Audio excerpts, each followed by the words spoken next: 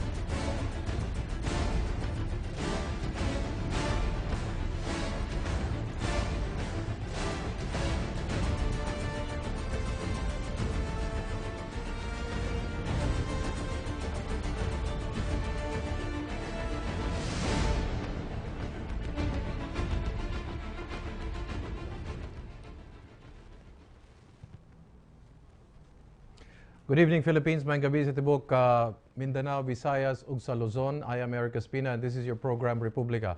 Last week, we talked about EDSA 1, 2, and 3, but this was on a legal perspective. On this edition of Republika, we're going to talk about the political side of EDSA 1, 2, and 3. Napoleon said that the revolution is an idea that put on bayonets. We're going to find out whether politics plays a very important role in revolutions.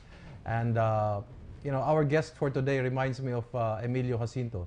Those of you who know the history of Emilio Jacinto was identified with the Bonifacista revolution. And when the standard of Bonifacio was brought down by the Aguinaldo counter-revolution, we couldn't hear anything anymore about Emilio Jacinto because he just relegated himself to Laguna, where he continued on with the struggle.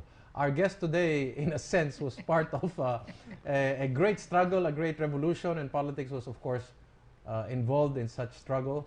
But of course, they're never down. They're still here, and we want to get the other side of EDSA 1, 2, and the years before EDSA 1. Let's start off first with our guest, we could also say part of GNN, si Herman Laurel, para malaman natin yung mga komentaryo niya kasi iba yung nag-host ka ng programa, iba naman yung pwede ka magkomento. At tamang-tama naka-green siya kasi yan ang kulay ng revolusyon. Revolusyon ni Gaddafi at revolusyon ni Doy Laurel. Kasi berde din po yung paboritong kulay ni Salvador Laurel. Ang sunod po nating guest, isa rin pong haligi ng oposisyon noon at hanggang ngayon. Walang iba kung hindi Governor, Assemblyman, Homobono Adaza. Yan. Good evening. Eric, good evening, and Mintong, good evening. Okay. It's nice to discuss EDSA 1 and EDSA 2 and EDSA 3. Yes. And whatever is still coming. Okay. Let's start off. Your own take individually. How did you see the last celebration on EDSA under the present administration? Anybody can start off. Well, it's a falsification of history. This is a revisionist version of the history that really happened because some of the main components, of course, GPE and Fidel Ramos were there. They played the aces in a sense after EDSA happened. But nobody has ever thought that EDSA would not have been possible were it not for certain factors before EDSA. First is the politics in the country. The people who really man the ramparts of the opposition, the ones who were at the barricades here in the Philippines. And you can only pinpoint to UNIDO. No? UNIDO was the one who really built the opposition here. We were some of the pillars of the UNIDO. Correct. And the main pillar of the UNIDO at the time was Doy Laurel. Your dad was also a pillar of the UNIDO. And several others, Ronain Mercado, and many others like Jerry Rojas. And then after that, the pillar of the opposition established itself also in the Batasang Pambansa. We were 59, later reduced to 58 because one member of the opposition vaulted over. Hindi ba kayo 60 noon? No, 59. Only 59. 59 lang talaga 59 kayo. And one vaulted over to the majority party, no, the KBL. And this 59 was because of UNIDO? It's because UNIDO. UNIDO decided to participate in the elections while the others were for boycott. Of course, we argued since I was probably the youngest national leader of the opposition at that particular time. But never mind the age. You were representing I represented Mindanao Alliance. Mindanao Alliance. Yes, and, I was chairman of the Mindanao Alliance. We are the first regional party, by the way, to fight the in fact, Marcos it administration. seems historically that was the time that regional parties became more significant in the politics of the country. You had and it became part of the national. Bicol Saro, and then Pusyon Bisaya. Yeah, Timik, Umeli, yes. Concert Scenes Agrupation. Yes. No? These were the... That's Sambuanga of That's Sambuanga CCA, of Cesar Climaco. the late Cesar Climaco. Yes. And then we pulled our resources together and established the UNIDO. No, initially, the UNIDO had a dual chairmanship. Who were the forces who were against participation in the 84 election? In the 84 elections. Yes. No, it's earlier pa. Very much You're earlier. talking about the 78. Yes. 78 78 elections, and then 81. Was started by Ninoy. And then 81 elections. Presidential elections. 81. There were a series of boycotts and a series of participation. And they were always on which side of the fence? Well, in 81, if I can recall, I know Jerry Rojas was for participation because I was with Jerry Rojas at the time. Yeah, you were with Jerry Rojas at the time. This was the election where the candidate of Marcos was Alejo Santos. Representing the opposition because we boycotted. Yes. As a matter of fact, this is the throwback from 78. In 78, there was a grueling debate on participation and boycott. And the one who argued for participation was me. The basic argument was, if Marcos will allow us to campaign against him for 60 days without being prosecuted, that's what he said. Why don't we participate in the election? Because the only other alternative for us is to man armed revolution. It's a golden opportunity, yes. So it's a golden opportunity, so I argued. So since I was overruled, I said, gentlemen, I'm sorry, but I will organize a regional party. Let me correct myself. I think in 81, Jerry Rojas was for boycott. Yeah, he was for boycott. It was only Eva Estrada Calao who was for participation and who was part of the UNIDO. You know, 81, I was already governor. No. In that year, Doy Laurel and I were scheduled to go to the United States. After the boycott. When I talked to Marcos asking permission to leave for the United States after the election, Marcos told me, no, you cannot leave after the election because you are a security risk. Before the election, I will allow you to leave. So I said, Mr. President, we are for boycott. And I have to campaign because my integrity is on the line and my membership in the opposition. He said, what about the law? I will prosecute you. Go ahead, prosecute me, Mr. President, but please allow me to go out of the country. Was it correct to say that? Election. Was it correct to say that the Liberal Party that was on exile in the U.S. was actually for boycott? Jerry Rojas and even Salonga. Jerry Rojas was not in exile. He was here. And Jovi was also in this country. It was Ninoy who was in exile. Well, are you talking about 81? Yes. 81, Ninoy was in exile, and you had Gerson Alvarez, who were, it's not clear what political parties they were affiliated. They were with the Movement for a Free Philippines, MFP, with Raul Manglapus and so on. So sila Salonga, what were they? Were they for participation or? Salonga was Liberal Party and he was with Jerry Rojas. So they were more or less boycott? Boycott. That was boycott in 81. In 78, it's not very clear what the Liberal Party stand was, but they were also split on the issue. It was changed by Ninoy. It was Ninoy who changed the policy of the Liberal Party because this is what happened. Since we initially, I landed in the headlines in the Marcos paper because Marcos want to impress the country and especially the international community that there was democracy in the Philippines. And since we were the ones to organize Mindanao Alliance first, Mindanao Alliance was in the headlines.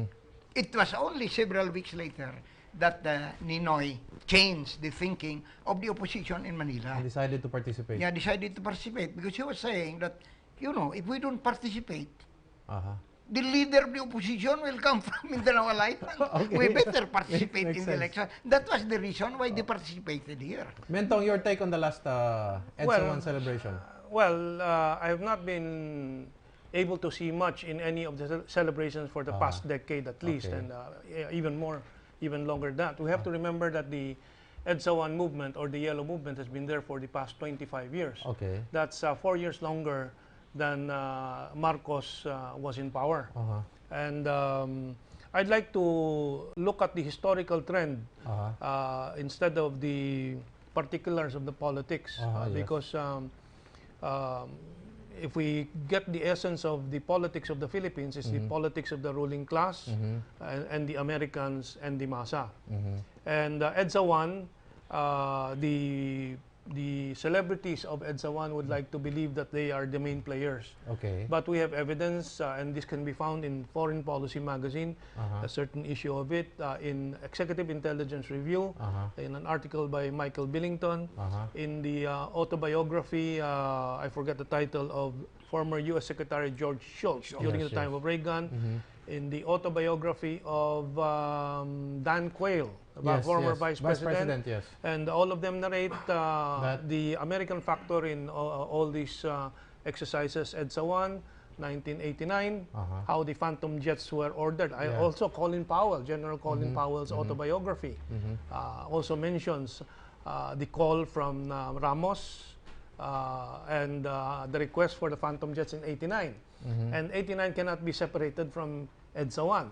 Was there any mention about FM who wanted to be flown to Poway, but no, Marcos. yes, but the newly installed government wanted him brought out of the country and was actually asking the U.S. government to bring him out of the country. Is that in that book also? No, it's not in any of these books, because I think the only people privy to that is FM and the Marcos family themselves. And the people who were in the chopper. And the people who were in the chopper and in the plane. Because they were kidnapped. The allegations, they were kidnapped to the U.S. That is not going to be surprising if it is proven to be true eventually. And I have no reason to doubt Bongbong Marcos and the other Marcos family members on this. In your reading, Mentong, are we saying that the Americans at that time, during the Cory and Doy tussle, were they more favorable to Cory than to Well, it is. Laurel I think it is an accepted historical fact that Reagan was sympathetic to Marcos up to almost the very end. Okay. But George Shultz, Wolfowitz, the U.S. State Secretary, and Wolfowitz at that time was, I think, ambassador to Indonesia, but operating from there. And Wolfowitz, in his speech that was quoted by the Foreign Policy magazine, mentions or claims that they engineered the EDSA 1 people power, and his participation was all the way from Indonesia, and the pressures that were brought on the Marcos government, such as, if you individualize the pressures, interest rates that went up to 45% because of the currency attacks on the peso at that time, the removal of the U.S. aid for the military bases, which was then channeled to Cardinal Sin, one of the major players of EDSA 1, and so forth. No? And I think that is the injustice to the Filipino people in these EDSA celebrations is the denial of the fact that the American factor was a major factor in this. Because if we do not inform the Filipino people will never learn the complete truth about this. Mano, let me ask you. The American involvement in Philippine politics has always been historical, but this is what makes me wonder. Was the choice made for Cory against Laurel? Was it because Laurel was, before the Laurel family was identified with the Japanese? What do you think was the politics why the Americans sided with Cory as the standard bearer or as president? Well, I think the Americans sided with Cory because Cory is manageable. Okay. In the same manner that in the last elections, they sided with Noynoy because Noynoy is manageable. The Americans always want a puppet everywhere. Okay, I was about to ask you what manageable meant. You defined it already. Yeah, they want a puppet everywhere. Especially in the Philippines. That's why I was about to ask Mintong when he said that Wolfowitz and the others were claiming that they were responsible in engineering EDSA 1. The question is, did they, in that scheme, did they scheme also that Enrile and Ramos would be ordered arrested by by Marcos. Those are the internal factors. And internal factors. According to Sol Bansi, the trigger for that flight of Enrile away from the Marcos government was a clash of his men and the men of General Ver, who were apprehending a shipment of, it's not very clear, but contraband that the Enrile group was trying to transport within the country. And this can be verified. The Sol Bansi is there.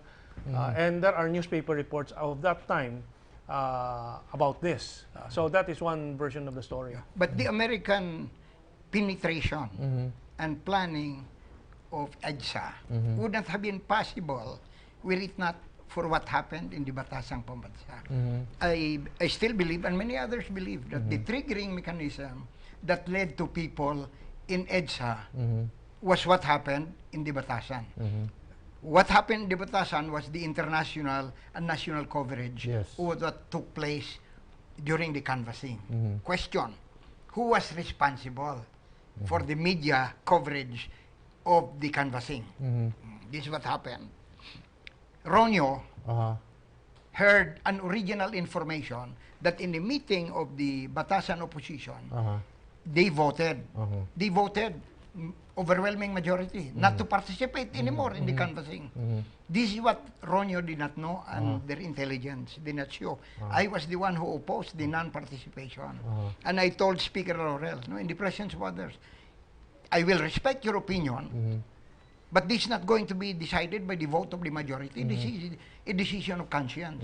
We have to inform the people in the world and in the Philippines that we were cheated in the last election. How do we inform that by boycotting before even the count? We will not inform that. So Ronyo, and knowing of what happened, came to see me. Since I was considered the minority floor leader, de facto minority floor leader, since Laurel was giving me the orders all the time, since I was very much younger. And Ronyo said, "Pare, how can we bring you back in order to participate in the canvassing of the results?" So I said, untrammeled coverage of media, local and international. That's really what bring us here. But here I cannot decide that. I'll have to see Marcos, and I'll get back to you in 2 hours. After 2 hours, he said, "Pare, go." The president decided. So that was how vital it was for Marcos to put up a democratic front for the American audience. Precisely. It wasn't for the Philippine No, audience. but if we did not decide to participate, the Marcos plan would never come to pass, because there would be no coverage of the canvassing. There will be. We'll just be out of there. And prior to that, remember, the snap election was a commitment forced from Marcos by David Brinkley over a live telecast from the Philippines into the U.S. And again, the one who arranged for the physical facilities, the cameras and so on, was Sol Bansi. And so the details of this David Brinkley calls her up at the middle of the night. Yes, that's correct. Wakes her up and tells her, "You better get your equipment, ready," and so on. And Sol said, "No, you cannot do that. You cannot just wake up Marcos. You go to Malacanang, and he'll be awake. He'll be there." And that is the primordial power of America over Filipino presidents and politics. Added to that, it's not just Brinkley.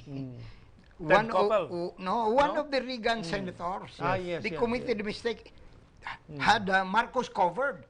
He was talking to Marcos, and this senator told Marcos, "Mr. President, you really should call for elections." We're going to pause for a few reminders, and I'll leave a theoretical question here, although history has passed, but this is something just for food for thought. Would have EDSA happened without a political opposition and just an armed component under Enrile? Or what would have happened if there was only a political component and no armed component for EDSA 1? What would have happened? Would that have been protracted? This is what we're going to leave you with as we pause for this break.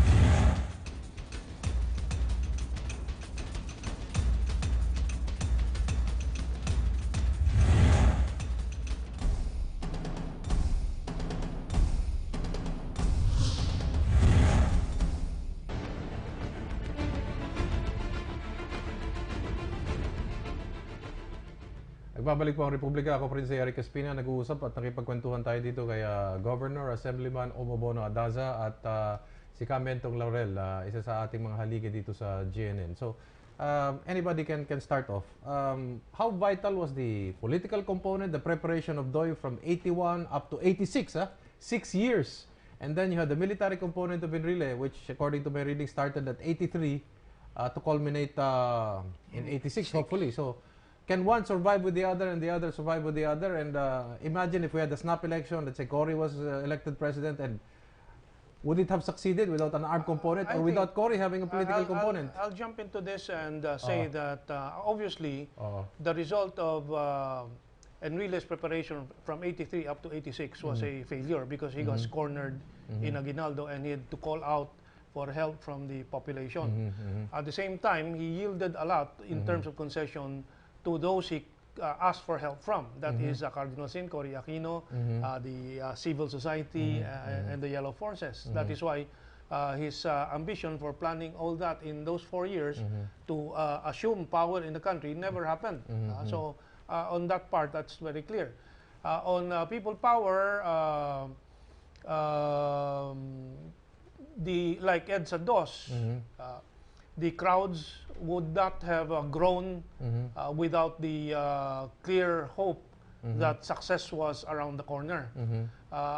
Despite our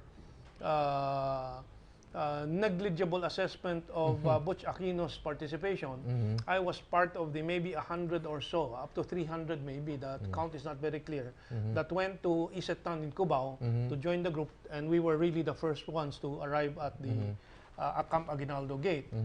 Very minuscule really, considering the space on that boulevard, on that avenue, but it was a beginning. But that would have been nothing again if the military didn't start showing that they were abandoning Marcos, or parts of the military were abandoning Marcos. But in the end, I think both Enrile, the opposition, Cory Aquino, there was a confluence of everything. Yeah, but they're all encouraged by the encouragement of the U.S. Embassy. Because if I was a student activist then, I recall being called with groups of students to the ambassador's residence. It was Bosworth at that time. Yeah, Steve Bosworth. Bosworth at that time. I remember he has a big head, a balding blonde forehead, and I was 40 years younger, or 30 years, 25 years younger at that time. Manong Bono, let me ask you something. Imagine if there was no military component, and then I remember then already President Corazon Aquino elect, or still to be elected, because we went on a protest. Went to Luneta, there was supposed to be a protesta ng bayan. What do you think would have happened if there was no armed component? Would that have been protracted? No. It would have taken long? No, let me, before answering that question, I'd like to add something to what Mentor has mentioned. Okay. The really most important component in modern revolutionary action is media. Okay. A concrete example of that, which is a follow-up of what happened here in the Philippines, the outstanding media coverage of international first, because domestic joined only after international media. Now, Al Jazeera is the hero of all these actions in the Middle East, triggered by the Americans, but Al Jazeera has publicized it. Without Al Jazeera covering Tunisia, there would have been no Egypt, there would have been no Bahrain, there would have been no Yemen. Yes, but at the same time, I will add to that. The Americans, but the Americans were there. Correct, but if the domestic situation did not provide the fault lines, as they say, and the fault line in Tunisia, Egypt, and so on is the poverty of the people. Unlike Libya, that's a different case. But in the Philippines, it was not just the economic hard times that aggravated after the assassination of Ninoy Aquino. And you'll recall how the peso plunged after that, the capital flight, and then the pressure on the peso that pushed interest rates up to 45%. No? So, well, the domestic incubation of the issue, of the problem, is also very significant. Of course, that's important. No? You're actually answering a question which I'll be asking later on, about 10 minutes later. Okay. But the media component, again, in the Philippines, remember that there was Radyo Bandido, based in the Veritas Catholic station. Why the courage of that station? Because the Catholic Church is always allied with the U.S. Embassy. Yes, okay. I mean, that's a fact. Even in Latin America, where the Catholic Church is strong, that's where the U.S. Imperial hold is also very strong. You're saying, in effect, there is mutual opportunism between the Catholic Church and the United States. Okay. Manong, answer that question. What do you think? Yeah, you know, we're just playing with scenarios here. If there was no military component, we had a protesta ng bayan, and with the protesta ng bayan, it would have been difficult to throw out Marcos. Except that the problem with the Marcos crowd is nobody can make decisions. Marcos was sick and he could not make decisions. And they were waiting for the decisions of Marcos, which never came. No? As a matter of fact, the mention of the American defense about why they were taken to Hawaii was because all the pilots and the American people were not good in hearing. They could only think of Hawaii, not of Poway. Yeah, when he said Poway, they could only think of Hawaii, or they were dense. But that's the joke. So it would have taken longer. It would have taken longer, very much longer. And as a matter of fact, when we were discussing, as it's already happened, this is very relevant. We were discussing whether to negotiate with Enrile and Ramos. The opposition met at the residence of Doy. Yes. Louis Bilforte was saying, no, we should not negotiate with Ramos. These people are of the same brand. We should arm ourselves with 6,000 Armalite rifles. So I said, Louis, you have only one. Where are we going to get the rest? If you try to organize a ragtag army with 6,000 Armaletes and so on, you will see what is happening in Libya. That's true. Yes. That the rebels will require foreign intervention to win it against Tripoli or Gaddafi. Iba yung organized arms, and of course Mao Zedong has said power comes from the barrel of the gun. Ultimately. Ultimately, it will take a longer time. But like in the case of Libya. And nothing clear. Yes. Nothing clear towards the end. Yeah, nothing clear. Without the armed component. Oh, yes. An armed component is always important. Crucial, if you change government. That's why it's a great hypocrisy for some people from the yellow crowd and say, no, never again, never the military. And so the military in all cultures, even in the United States, the threat of a coup was circulating when Obama won, because of the reaction of the conservatives in the U.S. military. But in the 1991 election, very heated election, where the Florida count was so controversial, in the recounting of the entire story in the movie, which was a very faithful reproduction or telling of the story. What really happened. Baker was quoted as saying that, well, everything went well. We avoided martial law. We avoided a coup in a sense. Because it is always present, that possibility. Even in what the so-called democracies, because in the end, power comes from the barrel of the gun. Manong Bono, let me ask you a question. EDSA 1, we always celebrate it. We see the personalities. We give honor to our people for uniting for one brief moment. Who are the names that are not being mentioned, and who should be remembered and who should be part of the celebration? Well, from your perspective. Unido, yes. Unido, yes. Doy Laurel, he was president of the Unido. Why can't the widow of, let's say, Vice President Laurel be present during the EDSA celebration? Why isn't she invited? Well, it's because they want to focus on history on themselves. Since the victors write the history. We were the ones in the Batasang Pambansa. We were the ones fighting all the way until EDSA. We are not even invited, Eric. Why isn't UNIDO part of the celebration? Well, because 6 years, I understand, 6 years. They want to insist. This yellow crowd wants to insist that they are the only heroes and heroines, that they produced EDSA by themselves. That's a falsification of history. But they should never be sure about decisions. Should never be sure about decisions. This yellow crowd, no oligarchy or aristocracy stays forever. None. Even the oligarchy or aristocracy of Marcos stayed only for 20 years. This one, I don't know. Well, maybe we should move because we have just tackled EDSA 1 and we have two EDSAs. But wait, one more question. Yes. How important was the role of Vicente Teng Puyat, the Manila banker? Teng's role was very, very important. Yes. As a matter of fact, Teng did a lot of things to unite the Laurel and Aquino forces. Yes. Okay. He was one of the strategic components why the Aquino and the Laurel forces decided to unite. Another, Teng Puyat spent a lot of money for these people. Okay. Even the burial of Ninoy, he spent a lot of money there. And so including the mobilization of people. Of people. In EDSA, he also spent a lot of money there. But what they cannot forget about Teng is he was a part of the 89 coup. and there are stories that say that before Cory and Doy was presented to Cardinal Sin, the marriage agreement was actually made in the billiard table of Teng Puyat in New Manila. At his residence. Yes. It was made there. And people are saying that it was because of Cardinal Sin, when actually the hard part of the work was done by Teng Puyat. Yeah, it was done already. Okay. What's the difference, Mentong, between EDSA 1 and EDSA 2? Well, EDSA 1 was clearly against a very unpopular president already. Overstaying for president. Whatever qualities he had.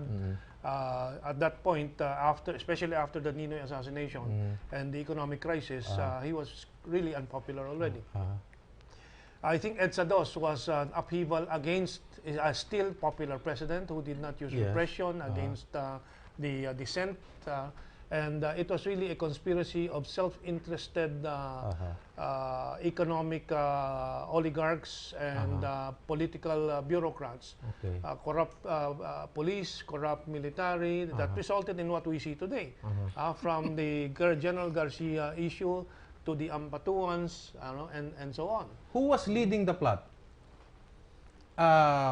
Was the Vice President part of the plot? Did she join after the plot was made, or was she part of the plot in order to overthrow the president? EDSA 2. I have an answer. Yeah, you go ahead.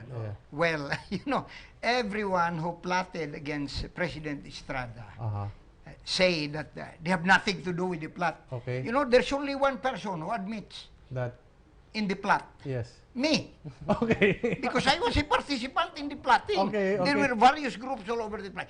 Ramos was in on the plot. Okay. De Villa was in on the plot. Okay. Several generals were in on the plot. I was in on the plot.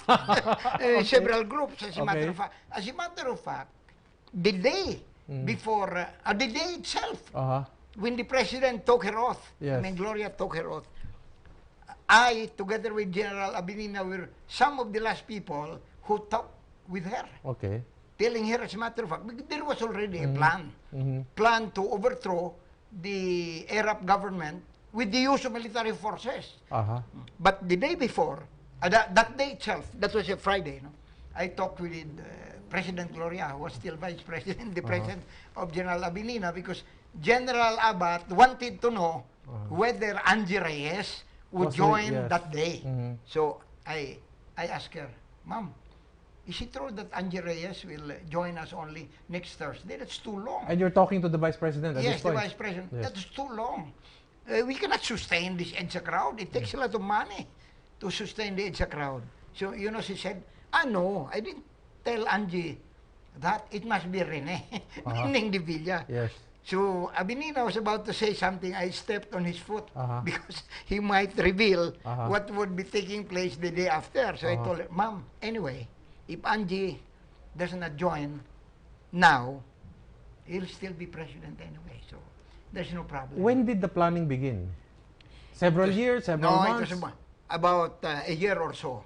As a matter of fact, from our side. From that year ago already, the Vice President was involved already? She was involved already. Okay. One group was the generals. Okay. The retired generals mostly. So Gringo came at the Shangri-La, EDSA Shangri-La, because we made it a point to talk in the coffee shop of EDSA Shangri-La. When Greg came, because he was sent, so I talked to him. I said, Greg. Nasan, yes. Are you going to participate in the next effort? I did not specify what was the next effort, but of course he understood. See, of course, Sir Bono, I will be there. That was the last time I saw him. So, and the planning continued. We met with Ramos, we met with De Villa, we met with Gloria several times at her residence, some other place. There was a cabal to remove. Yes. But this was a popular president that won 11 million. Yeah, but the main problem was they were beginning to see that there were a lot of fissures in governance. One of them is the waiting thing. The waiting thing and several other matters. Yeah, but you know, those are issues that are always there. You know, the waiting is still here. Still around. Yeah, but Mento, that's more, true. That's true. The issues remain the same. Me, as a participant, had at the time believed that Gloria would do better because of her intellectual qualifications and her experience. Manong, you mean to say you regret that? I didn't know her personally then. But did you regret that? Well, you cannot regret it at the time that you make the decision. Now? How about today? You regret it only on hindsight. How about today? You regret the main problem, regrets come later. Okay. And it's regrettable. Okay. Regrettable that it happened because it turned out to be from, it's not really from the frying pan to the from the devil to the deep blue sea. It was from the deep blue sea to the devil. That's what happened. Let me say, I think I come closer to the ordinary citizen than Bono. He comes from a political family. I'm the first one to run for office in our family in '95 with my starry-eyed view of politics. That's why I was banned literally after that because I was criticizing the COMELEC with what I saw in the election. And in EDSA 1, I was a reluctant participant. I participated only when Emilio Javier was killed, and I thought that the government really lost all moral authority already. But even through that period, I knew Marcos's programs were correct. Energy program and so on and so forth. He had a direction, he had a plan. When EDSA 2 came, I really stayed away from EDSA 2. I lost my friends from EDSA 2 because I told them, Lingo Alquas for one, 3 years we didn't talk after that. I told him that is wrong because you're going to create a banana republic and things are going to get worse. And so that's why I joined EDSA 3, whom they say 5 months later after EDSA 2. And people say they were drunkards and drug addicts there in EDSA 3. Obviously, I'm not a drunkard and I'm not, and the colleagues I had there were businessmen bringing in foods, and yung masa na nandoon were selling banana Q and so on. And then when people were hungry, they gave it away. I said this is the spirit that won the Vietnam War when the poor are fighting this hard. And so as an ordinary citizen, I started it from that standpoint. My desire in EDSA 1 and against EDSA 2 and in joining EDSA 3 was to see what the real reforms are going to be in our nation. But things have gotten worse from EDSA 1 to EDSA 2.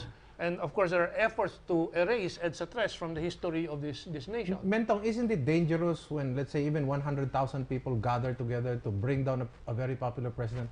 Isn't that a dangerous precedent? And doesn't that demand another counter-people revolution from a very popular president? That is a very irrational argument. To gather 100,000, 200,000, even 500,000, even a million at the center of the capital of a nation. Cannot subvert an electoral mandate. That is really subversion. But that is what the elite think they can do, and the educated class, as we see in so many societies now. So you're saying that EDSA 3 should have well, EDSA 3 failed only because Honasan's promise to arrive never happened. Again, you have a failure of 500,000 people out in the streets. I have a different version on that, but I won't say it. That's one version. And then, so it completely failed, despite the number of people, because there was no military component. No, the failure of EDSA 3, among others, is a failure of the political leadership. Every time, like EDSA 1, there is a perceived political leadership. In EDSA 2, there was also a perceived political leadership. In EDSA 3, there was none because the senators, I will not mention names, were nowhere in sight. So there's got to be a clear political leadership. Well, of course. In the future, this president should be followed. We accept EDSA 1. as a legitimate and sovereign act of a people, kicking out an unpopular president. It was a political act. Whether it's how popular it was is really subject to debate. It's a two cannot be part of the president. I know that's still justifiable. No? It's still justifiable. In politics, it's the victor who writes anything that succeeds is justifiable. Well, that is based on two provisions of the Constitution, by the way. Section 1 of Article 2 and Section 3 of Article 2. No? But EDSA 3 can be a template.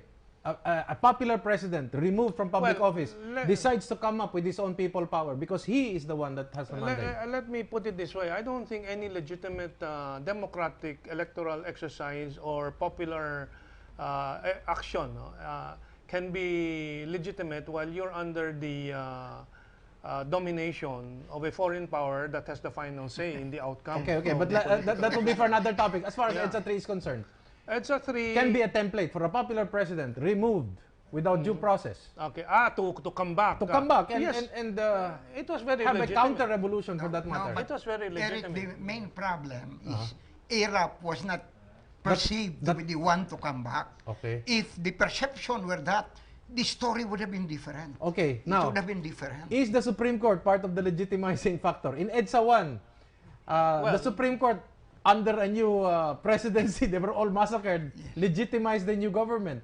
Under EDSA 2, the Supreme Court also legitimized the ascendancy of a new power. That's one of the worst. No, I'm telling you, it's one of the worst.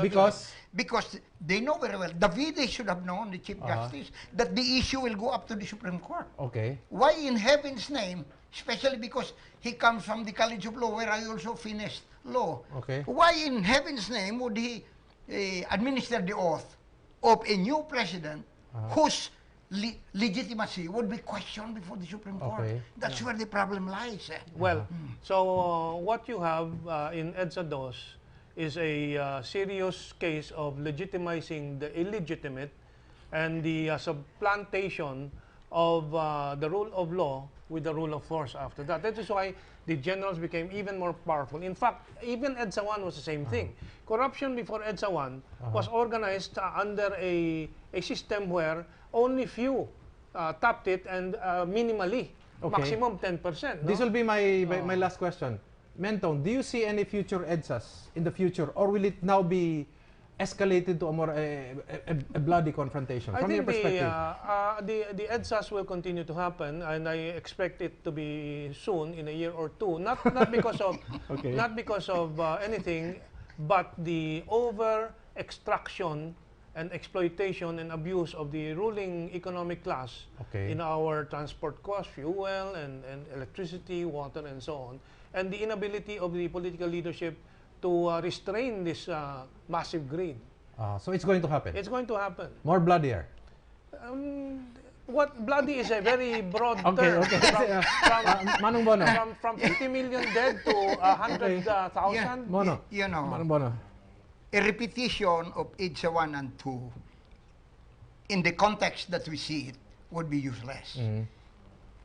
Another move based on Section 1 and Section 3 of Article 2 of the Constitution and a war against the system. I mean, a constitutional war against the system. Our problem, EDSA 1 and 2 were personally motivated and supported, as Mentong mentioned, by the Americans and the oligarchy in this country. So we should forget that context.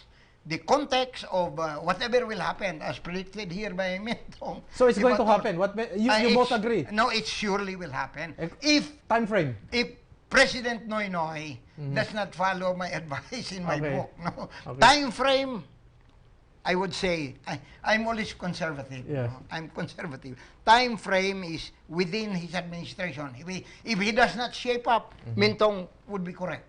The timeline would be about 2-3 years. Okay. He better shape up, because if he does not, I'm sure a leader will emerge. Okay. And a move against the system and against the Americans will take place in this country. Okay. Definitely. Well, wala na po tayong panahon. Nais po natin pasalamatan si Herman Laurel because we always enjoy him joining us so that he he can ventilate from his perspective, and it nurtures our discussion. And of course, we cannot do without Manong Bono here, who always provides the historical perspective, a true historian, not only as a writer, but as a visionary, and more importantly, as a participant in that history. So, wala na po tayong panahon. This has been Republika. We are on every Wednesdays at about 8:10 p.m. and there will be replays later on at about 11. This has been Erik Espina. Palagi pong nag-iiwan sa inyo na magmasid, makialam, higit sa lahat, manindigan.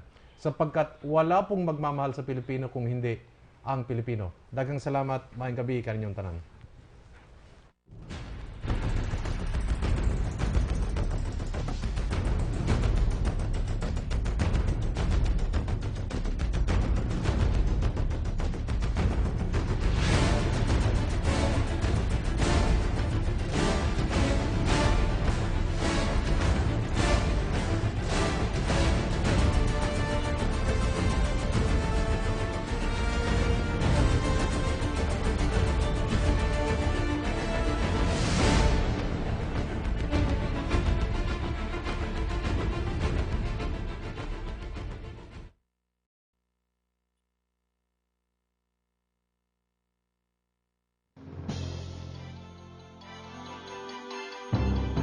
Be advised, the opinions and views of the hosts and guests do not reflect those of the station.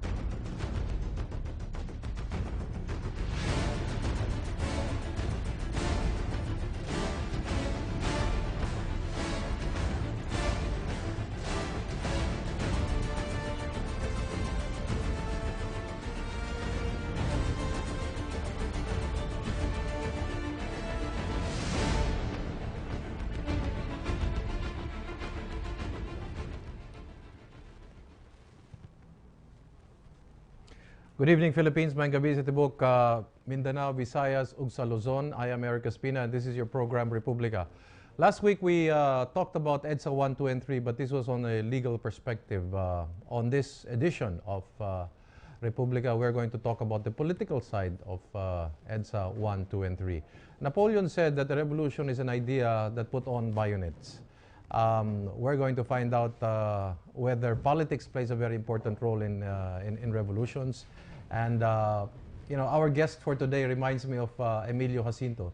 Those of you who know the history of Emilio Jacinto was identified with the Bonifacista revolution. And when the standard of Bonifacio was brought down by the Aguinaldo counter-revolution, we couldn't hear anything anymore about Emilio Jacinto because he just relegated himself to Laguna, where he continued on with the struggle. Our guest today, in a sense, was part of a great struggle, a great revolution, and politics was, of course, involved in such struggle. But of course, they're never down. They're still here, and we want to get the other side of EDSA 1, 2, and the years before EDSA 1. Let's start off first with our guest, we could also say part of GNN, si Herman Laurel, para malaman natin yung mga komentaryo niya kasi iba yung nag-host ka ng programa, iba naman yung